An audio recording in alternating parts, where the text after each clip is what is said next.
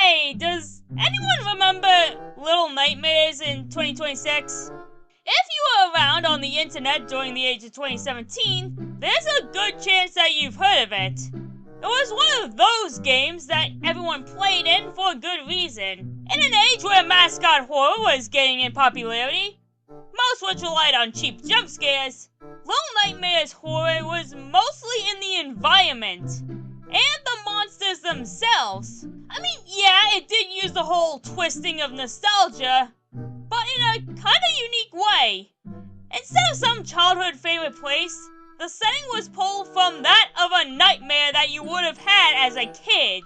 The way everything was exaggeratedly bigger than the player, and how everything bigger than you wanted you dead for simply existing. It was so successful it spawned a sequel that was just as, if not more successful than the original.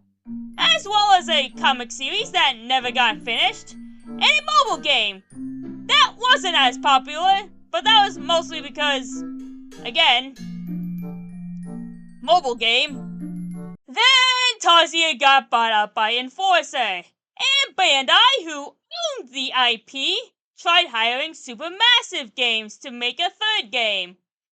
Only for it to flop, and we've heard nothing since about the DLC for the game that was supposed to come out. So, how do you save a series that has none of the original developers, with a corporation completely at the helm in an era where that never goes well, and no singular creative head? I'll tell you. A frickin' VR game! And yes, I'm serious! Disclaimer, I actually didn't think I was going to make a video on this, as I am still in the midst of making my updated Cult of the Lamb review, and that's late due to some things that I may talk about in a future video, keyword being may, but this came out, and despite the fact that my only experience with this series is by watching other people play it, I decided I was going to play it. Cause I got a quest with a few games I play on and off. Mostly Blade and Sorcery, though. So, this is my review of Baby's first Little Nightmares game. Little Nightmares Altered Echoes. So, Altered Echoes is a game from the perspective of Shadow Six. In the events after your first creation, when the Thin Man decided to pull a Xehanort and split a child into two, taking Six into the signal tower and leaving you to try to reunite with your other more corporeal self. Here you will travel to locations both old and new, hiding, evading, and killing old and new monsters who all want you dead for one reason or another. So, how is it? What is the gameplay like? And well, it's a Little Nightmares game. Okay, hear me out, because I mean this in the absolute best way possible. If this was, say, a console game, then yeah, it would be bad. But for what it is, it does an excellent job at putting you in the shoes of a child in this world. Everything and everyone is so much bigger than you.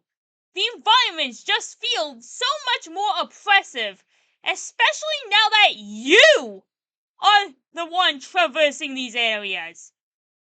I do have to tip my hat to Iconic Studios, especially since this was their first horror game. But then again, I can imagine the pressure here, as if this game did fail, they would have to contend with the fact that they failed at making a Little Nightmares VR game. That would be on par with failing to put a square block in a square hole with nothing but square holes. It just works.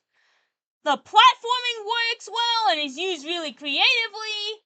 The puzzles are challenging, though I might have to deduct half a point as I did get stuck quite a bit. The first time was during the first area where after you plug in these plugs you need to pull this lever and I guess it just wasn't catching, so I went back more times than I should have. But no, I just needed to pull the lever. But that was mostly on me.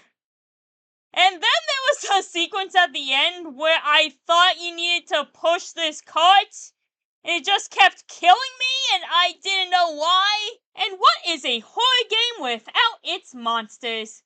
So to keep this video short, I'm going to try to quickly run through them. Still very intimidating, especially with the fact that he is now in VR and we kinda see what he does in the tower besides waiting around for Mono and Six. Nothing different from 2, but she definitely has some tense moments, especially near the end of the level with her chase when you're climbing up the gigantic tower of books. I mean, he's cool, I guess, and his chase was cool, but I was kind of expecting to see him die, especially at the end where you get to the engine cart. I guess I was kind of expecting to pull a doctor or something. Really the best in the game. His concept works really well, the dark sections definitely make things so much scarier, with the dark ambiance and the traps and bells he has lying around. Oh, baby, it's okay, you're okay, shh. You're fine, it's okay, you're okay, everything's okay. And you left me. Cool. So now we get to the part of the video where I get to the complaints. Cause yeah, there are a few. For starters, there are the complaints about no smooth turning and the fact that the game slaps you with this hood filter. Which is annoying, but it is what it is. It's not the worst thing in the world, at least for me. And they can easily fix it. But my big complaint is the lack of kill animations. For monsters like the Conductor and the Naturalist, I get it, as it might be difficult figuring out animations for those that keep the immersion. But for monsters like the Teacher and the Thin Man, I think it would be a lot more intimidating if you were actually manhandled by them. Pick me up and say that to my face, you twink-ass bitch! And that's all I really have to say. It's not a very long or big game. You could probably 100% it in like 2 hours. And there is only one ending. It is maybe a bit pricier than you'd want it, as it is about $30. But it is a pretty good game. And the only big selling point is that it's a Little Nightmares VR game. But that is a pretty good selling point. I'm Masterball Plays, and I'll see you next time.